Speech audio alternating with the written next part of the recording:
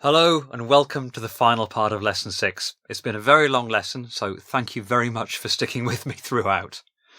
So, in the previous part of this lesson, we briefly introduced the subject of heat transfer by radiation. We saw that it involved terms that are quartic in temperature, and we might expect this to result in making the energy equation quite hard to solve. Now, this is not untrue, but with suitable choice of numerical methods it can be done. What we'll do in this part of Lesson 6 is revisit an earlier heat transfer problem that we solved, but change it to include one that now has radiative heat loss as well. So, if we think back to our example calculations earlier in this lesson, we looked at a sheet casting line based on extrusion. We said that, look, what we're trying to do here is calculate the temperature profile along or through the film as it leaves the die up until the point that it hits those rollers. We followed our workflow, we sat down and we thought about the problem, and we justified to ourselves that this, for the dimensions of material that we had, was a one-dimensional problem based on the Biot number. We looked at 3 heat transfer cases. We looked at a case that was somewhat facile where there was no heat loss, and unsurprisingly, the film didn't change temperature. We looked at a case where there was no movement in the film, but where the extruder was hot and where everything was steady state, and we found we had a temperature profile. Again, we expected that because heat is lost more quickly when the temperature difference between the hot thing and the cold thing is bigger. We then finally looked at the case when the extrusion line was operating, where we had advection included as well, and we found that actually the Peclet number was order of tens of thousands, and that gave us, once again, an effectively isothermal film along its length. So now what I want to do is to reuse this problem and to incorporate radiative heat loss as well. Now, we'll examine the case where the film is static, but where the extruder is hot, basically case 2, and where we have both convective heat loss and now radiative heat loss as well. For that radiative heat loss case, I'm going to say that, look, I'm going to use an effective emissivity of about 1/2, and I'll explain why I've chosen that quite low value in a minute. I've also reduced the heat transfer coefficient for natural convection from 50 watt per meter squared Kelvin to 5 watt per meter squared Kelvin. And again, in a minute, I'll explain why I've done that. So 5 watt per meter squared Kelvin effectively corresponds to roughly natural convection rather than forced convection. So let's have a look at this static case. I've chosen the static case because it had an interesting solution. It had those hyperbolic trigonometric functions as a solution and a nice decay in temperature as a function of length. Let's see what radiation heat transfer can do to augment that. So let's revisit our workflow. The first thing we do is we sit down, we draw a diagram, and we think about the problem. Now, in terms of thinking about the problem and the mental model we construct, what we're doing is we're adding an additional term of heat loss, where the driving term for that heat loss is T to the 4 of the hot body minus T to the 4 of the cold body. So we'd expect that heat loss term to be quite significant when that difference in temperatures raised to the 4th power is high, and for its dominance to reduce as the difference between those temperatures raised to the 4th power diminishes. And if we think about convective heat loss, that was also driven by a temperature difference, but a linear temperature difference. So if we think about the effect in terms of a mental model that radiation could be expected to have, we would expect it to enhance heat transfer and to steepen that temperature profile as a function of length. So that's my mental model. That's what I expect to see. If I don't see that, I'll sit down and question why I don't see it. If I do see that, then I'll still validate the numerics to make sure I'm seeing something that is quantitatively accurate. So step 1, sit down, think about it, create that mental model, identify the key modes of heat transfer, figure out what that's likely to mean in terms of an answer. Step 2. Remember, step 2 we said simplify the problem. Let's look at the Biot number. Are we solving a one-dimensional heat transfer problem or a multi-dimensional heat transfer problem? Now, I'm going to assume that for essentially the same geometry, the effect of radiation is going to be maybe roughly equivalent to convection, and I'm still going to assume a one-dimensional heat transfer problem. I can, of course, revisit that once I've solved the problem, just to check that assertion is still true. Third step. Let's think about the geometry and the coordinate system and simplifying the energy equation. I'm still using a Cartesian geometry. I'm still assuming that I got heat loss equally from both sides of the film. I'm still placing my axes on that centre line because it makes the maths easier. Okay, let's think about the energy equation now. There on the whiteboard is a statement of the energy transport equation that we all know and love, with all the terms expanded out. Now, in terms of the radiation heat transfer component, I'm going to assume that all the radiative heat energy is absorbed at the surface of the film. Because don't forget, our assumption was that we just got a one-dimensional temperature profile along the length of the film, not through the thickness. So our control volume encompasses the entire thickness of the film. All the heat transfer is going to happen as a function of the heat going through the surfaces of that volume. All right, fine.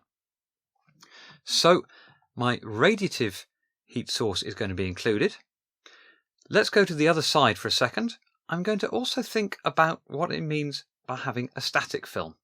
We said that the static film gives us the most interesting answer. That means we're neglecting advection terms. Also, we're making a steady state assumption here. And so all the terms on the right-hand side of this equation can equal 0. So all I'm left with, in addition to that radiative term, is my convection heat transfer and my conduction heat transfer. So let's write out the simplified version that is compatible with our coordinate system and our geometry to see exactly what we're solving. So, conduction heat transfer. I've got temperature profile in the length direction, in the x direction, and so the only derivative I'm going to have is the second derivative of temperature with respect to x. So k d2t by dx squared. Let's think about convection. I've got the same convection condition as before. I've got h a over v t minus t infinity. Now let's put the new bit in there, which is my radiative heat loss term, and there we have on the board that radiative heat loss expressed in Cortic temperature terms. All right, let's just think about direction of heat transfer briefly. Let's assume that the hot body is at temperature T and the far field is at temperature T infinity, and I'm cooling something, so my far field temperature is lower than my body temperature.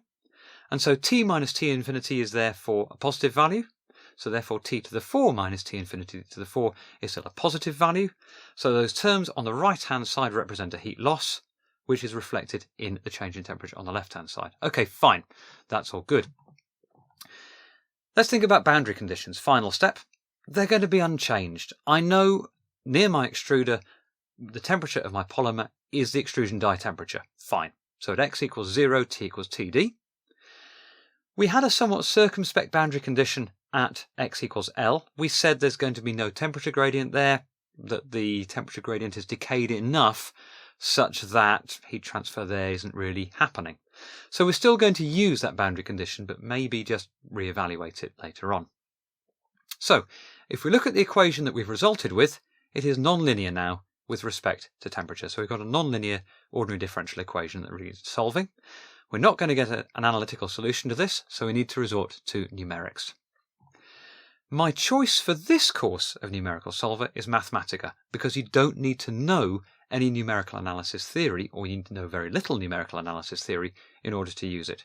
Ordinarily, I would code in either MATLAB or Python, but I've been coding for numerical solutions for quite a long time, and I simply don't have time in this course to teach that. So, with Mathematica, what I'm going to do is set up my system of equations, set up all my parameters, but the first problem I'm going to solve is one where my effective emissivity is set to 0. The reason being is because I know if that effective emissivity is set to 0, my radiation heat transfer is 0, but I'm numerically calculating what my convective heat transfer looks like. I have an analytical solution for that. So what I'm going to do is to plot my numerical solution and my analytical solution side by side, just to make sure that I've set the problem up correctly and I'm getting the expected result. Once I'm happy with that, once I've proved to myself that the numerics are calculating something sensible, I will then start to increase my effective emissivity and see what that gives me. Remember, never assume that numerical solutions are right. Prove it to yourself first.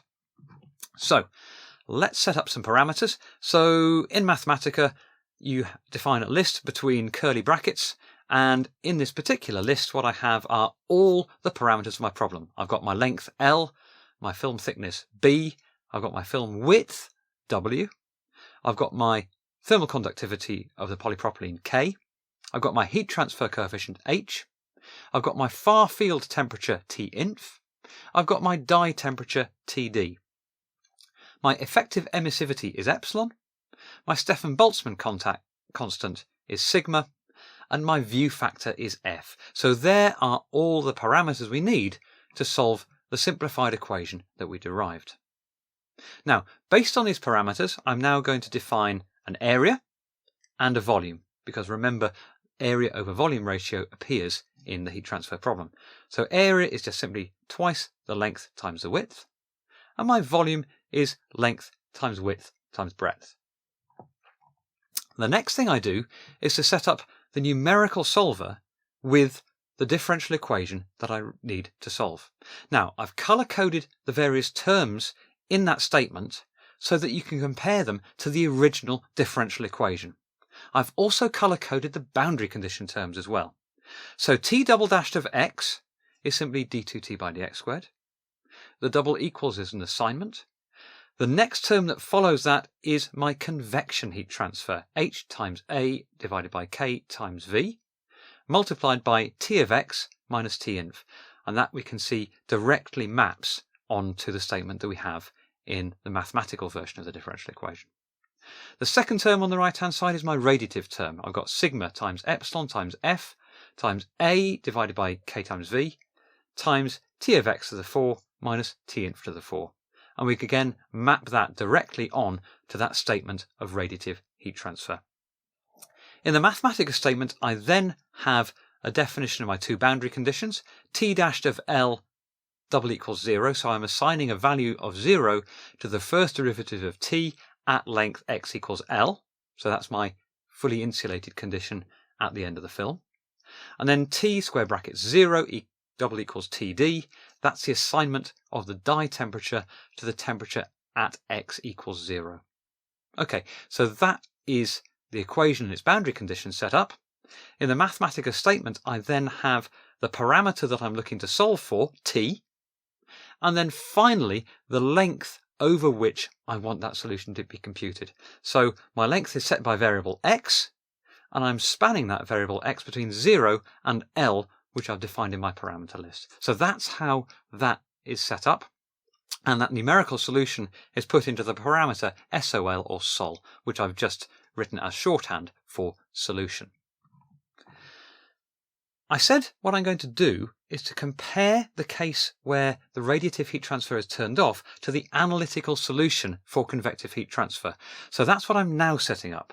I'm setting up another parameter analytical, which is going to be a function, and that is equal to the analytical solution for convective heat transfer alone. Again, I've color-coded each term in this equation to be comparable to the algebraic equation, so you can see syntactically how this has been set up. I'm not going to go into further details here. I'll leave you to pause the video and have a quick look if you wish to do so. Finally, what I'm going to do is I'm going to plot the two solutions, SOL and analytical, side by side. The syntax that I've put on the board there is the way in which these solutions are evaluated and how they are plotted. And we can see I've coloured one of them orange and one of them blue, and hopefully what we'll see is that they are the same. So we run the solution, we plot out the answer, and this is what we get on the board. So this is my base case problem where I've turned off radiative heat transfer. I'm just looking at convective heat transfer as a function of length. I'm comparing the numerical solution in orange to the analytical solution in blue. And if they were different, I would know there's a problem in the way I've set up the numerical solver. They are the same. Life is good. We've got a correct solution numerically, because we've validated it with the analytical answer. All right, so now that we've gained confidence in the way we're solving the problem and visualizing the data for results, let's slowly turn up the amount of radiative heat loss that we've got from 0 to some finite value. So I'm going to choose my effective emissivity to be 0.5. The reason being is that the numerics become unstable if I exceed this, because I haven't specified to the solver exactly how to solve this highly nonlinear problem. So with an effective emissivity of 0.5, I find that I'm losing more heat in the radiative case than I am via convection alone. And this completely corresponds with the mental model that I thought about right at the outset.